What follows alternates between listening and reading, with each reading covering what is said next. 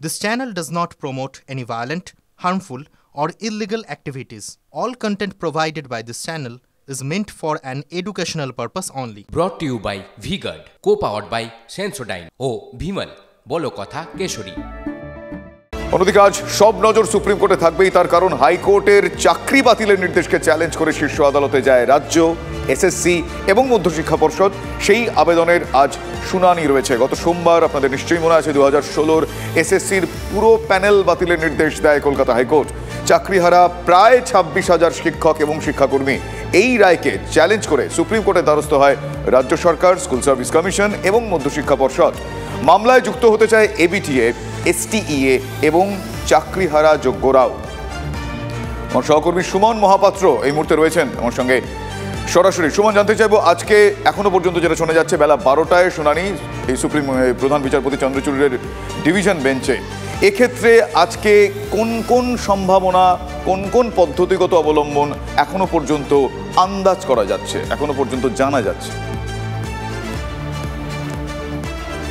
আজকে সব থেকে বড় খবর এটা, তার কারণ 25,000 শিক্ষকের চাকরির ভবিষ্যৎ নির্ভর করছে সুপ্রিম কোর্টের এই নির্দেশের ওপর। এবং যে কথা তোমাকে বারবার করে বলছি যে কলকাতা হাইকোর্টের যে স্পেশাল ডিভিশন বেঞ্চ যারা সুপ্রিম কোর্টের নির্দেশে গঠিত হয়েছিল, তাদের কাছে আর কোনো উপায় ছিল না পুরো প্যানেল বাতিল করা ছাড়া 2016। তার কারণ একজন অবৈধ নিয়োগ হওয়ার অর্থ প্রসেসটা বেআইনি হয়ে যাওয়া, প্রক্রিয়াটা বেআইনি হয়ে যাওয়া। এবং সেই যুক্তিকে কাজে লাগিয়েই কিন্তু কার্যত মামলাকারীর আইনজীবীরা সওয়াল করেছিলেন এবং যার ভিত্তিতে পুরো প্যানেল বাতিল হয়েছিল।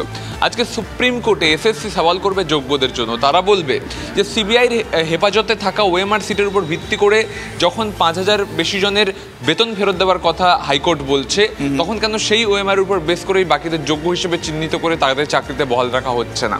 এই সওয়াল যেমন এসএসসির থাকবে, তেমনি কিন্তু মধ্যশিক্ষা পর্ষদ, রাজ্য সরকার তারাও সওয়াল করবে। রাজ্য সরকারের সওয়াল হতে পারে নির্বাচন কমিশন এদেরকে প্রিসাইডিং অফিসার বানিয়েছে, তাহলে নির্বাচন কমিশন ধরে নিচ্ছে এরা যোগ্য, তাহলে কেন তাদের চাকরি চলে যাবে? অন্যদিকে পাল্টা সওয়ালও থাকবে। এবার দেখার সুপ্রিম কোর্টে বেলা 12টায় প্রধান বিচারপতি কি নির্দেশ দেন। আপাতত স্থগিতাদেশ আসে নাকি বড় কোনো ধামাকা, সেদিকেই নজর। একেবারেই তাই। আপাতত স্থগিতাদেশ আসে না বড় কিছু অপেক্ষা করছে, সেটা এই মুহূর্তে সময়ের অপেক্ষা। আপাতত তোমায় ধন্যবাদ জানাই সুমন। আমি কথা বলছিলাম আমার সহকর্মী সুমন মহাপাত্রর সঙ্গে।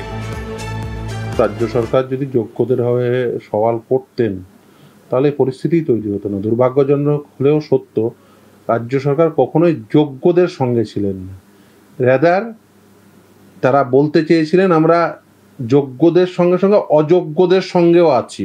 সেই জন্যই তো সুপার নিউমেরিক পোস্ট তৈরি করার পরে স্কুল সার্ভিস কমিশন আদালতে এফিডেভিট করে বলে যে অতিরিক্ত শূন্যপদ ব্যবহৃত হবে অযোগ্য চাকরি প্রাপকদের চাকরি বাঁচানোর জন্য।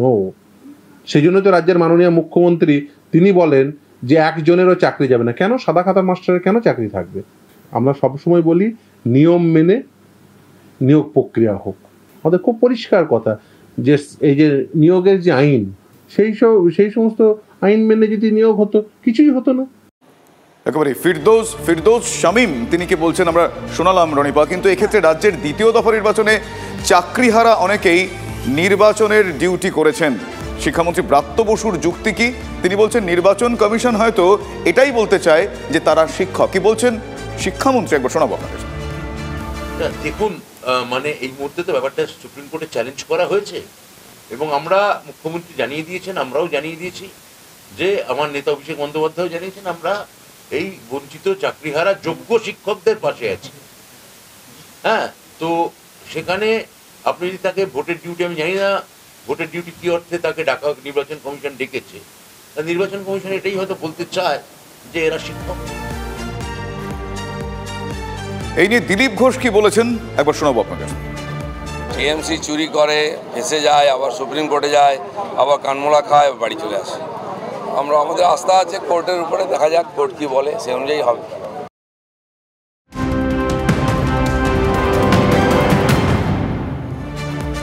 আর চলতি সপ্তাহেই সুপ্রিম কোর্টে যাচ্ছেন ধর্মতলায় অবস্থানকারী ওয়েটিং লিস্টে থাকা চাকরি প্রার্থীরা। তাদের অভিযোগ যোগ্য কারা অযোগ্য কারা তা এসএসসি না জানানোতেই বিপত্তি। চাকরি প্রার্থীদের আশা সুপ্রিম কোর্টে সুবিচার মিলবে। সুপ্রিম কোর্টে তো সব পক্ষই গেছে, এসএসসি গেছে, স্টেট গেছে, চাকরি হারারা গেছে। আমরাও যারা ওয়েট লিস্টেড, যারা বঞ্চিত বলে মনে করছি, আমরাও এই সপ্তাহতেই যাব, এই আগামী সপ্তাহতেই। তো আমাদের যেটা মনে হয় যে একটা প্যানেলে এই ধরনের 17 রকমের দুর্নীতি হয়েছে। এসএসসি নিজে তার জায়গা পরিষ্কার করছে যে যোগ্যদের মধ্যেও কতজন অযোগ্য আছে এটাও আমরা সঠিকভাবে বলতে পারছি না। তো আমরা মনে করি যে বেনিফিট অফ ডাউট, যোগ্যরাও থাকুক এবং বাকি যত ওয়েটলিস্টেড আছে প্রত্যেককে এক্ষেত্রে নিয়োগটা দেওয়া হোক, যারা অযোগ্য তাদেরকে বাদ দিয়ে। যেদিন আমরা আন্দোলনটা শুরু করেছিলাম সেদিন কিন্তু শূন্য বলা যাবে না, মাইনাস থেকে শুরু করেছিলাম। আজকেও আমরা সেই জায়গায় আছি, কিন্তু বাংলার এই শিক্ষা বিভাগের যে ইতিহাস বা গোটা বাংলার যে ইতিহাস তার চিত্রটা কিন্তু আস্তে আস্তে আস্তে ভয়ঙ্কর থেকে ভয়ঙ্করতম জায়গায় পৌঁছাচ্ছে। আমরা কখনো ভাবিনি যে এই মুষ্টিমেয় কয়েকজন মানুষের আন্দোলন এবং এই দুর্নীতির বিরুদ্ধে লেগে থাকাটা এত ভয়ঙ্কর একটা জায়গায় পৌঁছাবে, এতটা প্রভাব বিস্তার করবে। শেষ পর্যন্ত কি হবে আমরা এখন জানি না, তবে একটা জিনিস আমরা বিশ্বাস করি যে যদি এই প্যানেলটা থাকে, বৈধ বলে প্রতিপন্ন হয়, তাহলে বঞ্চিত যারা ক্যান্ডিডেট আছে ওয়েটিং লিস্টে তারাও বিভিন্নভাবে বঞ্চিত হয়েছে, তাদেরকেও সুপ্রিম কোর্ট সঠিক বিচার দেবে। সুপ্রিম কোর্টের এই রায়ের দিকে তাকিয়ে অনেকেই, সেরকমই একজন পক্ষাঘাতগ্রস্ত এক শিক্ষিকা। হ্যাঁ, চাকরি হারিয়ে অথই জলে পক্ষাঘাতগ্রস্ত এই শিক্ষিকা, যার নাম মৌমিতা হালদার। পূর্ব বর্ধমানের শ্রীরামপুর হাই স্কুলে তিনি সংস্কৃতের শিক্ষিকা। এসএসসি পরীক্ষায় মৌমিতার প্রাপ্ত নম্বরের শতাংশ 94.67। দুর্নীতির ঘোলা জলে চাকরি হারিয়ে বিপাকে এই শিশুপুত্রের মা। মৌমিতার শরীরের বাম দিকের অংশ অবশ। এখনো পর্যন্ত চিকিৎসায় খরচ 27 লক্ষ টাকা। চাকরি গেলে চিকিৎসা কিভাবে হবে, এমনটাই প্রশ্ন মৌমিতার। চাকরি গেলে সন্তানকে বড় করবেন কিভাবে, দুশ্চিন্তায় মৌমিতা। টাকার বিনিময়ে চাকরি পাননি, এমনটাই তার জোর দাবি। যোগ্য অযোগ্যদের মিশিয়ে দেওয়ায় এমন হাল হলো তাঁর, এমনই অভিযোগ মৌমিতার। যে খারাপ ছেলে মেয়েদেরকে এক করে দিল, এটা দোষটা তাদের। কারণ তারা যদি ঠিকঠাকভাবে নিয়োগ করতো, এত ছেলে মেয়েদের জন্য আমি টাকা নেবো কেন? এত টাকা নিয়ে আমরা কি করব? মানুষের এত লোভ কেন? এই লোভটাই দায়ী। অতিরিক্ত টাকার জন্য এরকম ছেলে মেয়েদের সঙ্গে আমাদের মিশিয়ে দিয়ে গন্ডগোল করে দিল। এসএসসি তো আরও ব্যাপারটা নিয়ে যত্নবান হওয়া উচিত ছিল বলে মনে হচ্ছে আমার। এসএসসি ব্যাপারটা একটু ভালো করে দেখতে পারতেন, এতগুলো ছেলে মেয়ের ভবিষ্যতের ব্যাপার তো। এসএসসির তো একটু সমস্যা হয়েছেই। বৌমা ওই রকম, আমার বৌমা সংস্কৃত MA BEd, সেও এসএসসিতে পাস করেছিল কিন্তু সেও চাকরি পায়নি। হ্যাঁ, যাই হোক, আমার মেয়ে সেটা পেয়েছে, করেছে। ও তো আমার তো চিন্তা তো একটু হতোই যে কেন চাকরি পাচ্ছে না, কি হচ্ছে না হচ্ছে। আমি ওকে বলতাম আরও ভালো করে পড়, আরও ভালো করে পড়, দেখবি একদিন হবেই। টাকার বিনিময়ে চাকরি, এই বিষয়টা আপনার টাকার বিনিময়ে চাকরির কথাটা ও তো আমাকে চিরটা কাল বলে এসেছে যে টাকা দিয়ে চাকরি। ও একদম পুরো ও ডেড এগেনস্ট। স্কুলের মেধাবী ছাত্রী স্কুলে ফিরতে চেয়েছিলেন, পেশাগত জীবনে স্কুলে ফিরতে চেয়েছিলেন, আরও মেধাবী ছাত্রছাত্রী তৈরি করবেন সেই আশা নিয়ে। সেই আশা জল ঢেলেছে, সেই আশায় জল ঢেলেছে আপাতত কলকাতা হাইকোর্টের রায়। কিন্তু যিনি এই পরিস্থিতির শিকার, তিনি বলছেন আসল দোষী অন্য কেউ। সেই দোষ যারা করেছে তাদের শাস্তি চাই।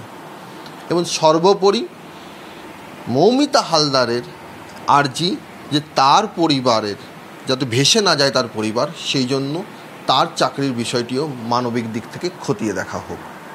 ক্যামেরায় বিনোদের সঙ্গে সৌরভ দত্ত, TV9 বাংলা, মেমারি।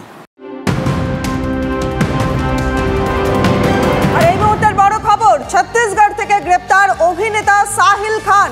15,000 কোটি টাকার বেটিং অ্যাপ মামলায় গ্রেপ্তার। 1 মে পর্যন্ত পুলিশি হেফাজতে Sahil Khan. Brought to you by VGuard, co powered by Sensodyne ও ভিমল বলো কথা কেশরী।